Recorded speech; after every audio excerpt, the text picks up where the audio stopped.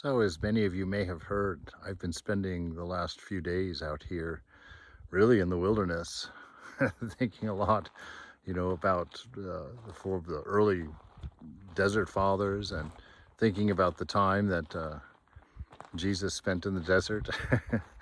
And there's an amazing amount of thinking and understanding and silence, and a combination of all those things available in these beautiful, open, natural spaces. And I can't help but know the wisdom of Sri Ramakrishna when he said to go out into these spaces regularly, to get away from the right angles of ego, to come here into this open, beautiful manifestation of the divine temple. And I was sitting this morning as the sun was coming up over those mountains behind me, and just being so still and so quiet, with everything else just in a perfect state of harmony. And that verse from the Christian scriptures in John, "In the beginning was the Word, and the Word was with God, and the Word was God," just sat in my mind. And in silence, I just unfolded them. And in that quiet, I could see that silent God, the absolute reality, the unchanging, the stillness, the very definition of peace, the very definition of quiet.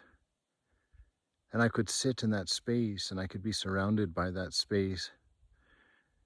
And then through my eyes and through my ears, I could see Shakti, the power of God, happening all around and surrounding. And as I was just becoming aware of watching, aware of experiencing, of seeing, I could see that the beautiful everything surrounding me and the beautiful stillness that was me, that there was no boundary between them. I could not see a distinction between them.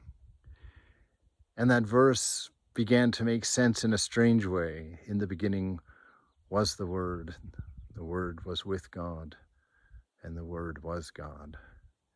That this external world, seemingly external world, is Word. It's the power, it's the movement, the manifestation, the expression of that divine principle of love and wisdom and existence. And that within me was Word unmanifest, in absolute stillness and absolute peace. And that while we live in our distracted states, the one seems like the Word with God is the experience. But in that silent stillness,